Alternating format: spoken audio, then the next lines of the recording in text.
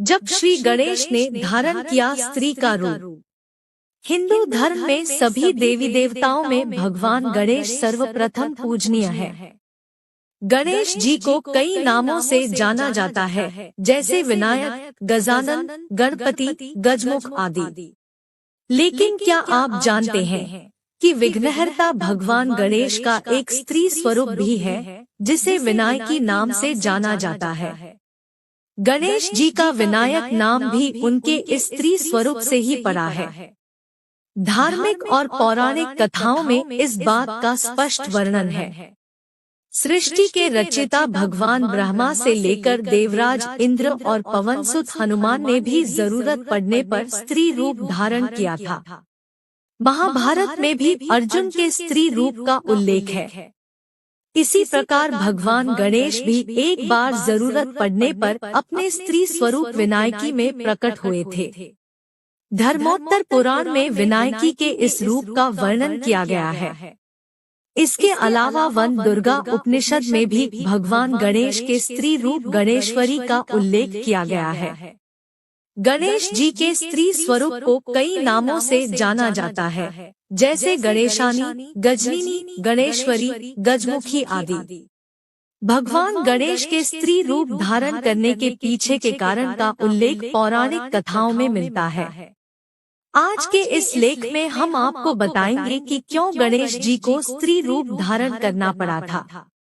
धार्मिक कथाओं के अनुसार एक बार अंधक नामक दैत्य माता पार्वती को अपनी अर्धांगिनी बनाने के लिए इच्छुक हुआ। अपनी इस इच्छा को पूर्ण करने के लिए उसने जबरदस्ती माता पार्वती को अपनी पत्नी बनाने की कोशिश की, लेकिन मां पार्वती ने मदद के लिए अपने पति शिव जी को बुलाया। अपनी पत्नी को दैत्य से बचाने के लिए भगवान शिव ने अपना त्रिशूल उठाया और राक्षस के आर पार कर दिया। लेकिन वह राक्षस मरा नहीं, बल्कि जैसे ही उसे त्रिशूल लगा तो उसके रक्त की एक एक बूंद एक राक्षसी अंधका में बदलती चली गई।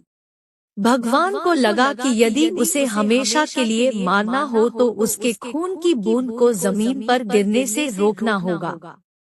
माता पार्वती को एक बात समझ में आई। वे जानती थी कि हर एक दैवीय शक्ति के दो तत्व होते हैं। पहला पुरुष तत्व जो उसे मानसिक रूप से सक्षम बनाता है, और दूसरा स्त्री तत्व जो उसे शक्ति प्रदान करता है। इसलिए पार्वती जी ने उन सभी देवियों को आमंत्रित किया जो शक्ति का ही रूप है। ऐसा करते हुए वहां हर दैवीय ताकत के स्त्री रूप आ गए, जिन्होंने राक्षस के खून को गिरने से पहले ही अपने भीतर समा लिया। फलस्वरूप अंधका का उत्पन्न होना कम हो गया। लेकिन इस सबसे भी अंधक के रक्त को खत्म करना संभव नहीं हो रहा था। आखिर में गणेश जी अपने स्त्री रूप विनायकी में प्रकट हुए और उन्होंने अंधक का सारा रक्त पी लिया।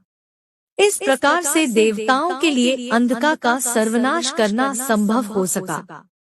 गणेश जी के विनायकी रूप को सबसे पहले 16वीं सदी में पहचाना गया। उनका यह स्वरूप हूबहू माता पार्वती जैसा प्रतीत होता है। अंतर केवल सिर का है, जो गणेश जी की तरह ही गज के सिर से बना है। तो यह थी भगवान गणेश जी से जुड़ी पुरानी कथा। ऐसे ही और कथाओं को देखने के लिए हमारे चैनल को सब्सक्राइब करें और बेल आइकन को जरूर दबाएं, ताकि आने वाले वीडियो की नोटिफिकेशन आपको समय पर मिल जाए। अंत में एक बार फिर से आपका बहुत बहुत धन्यवाद।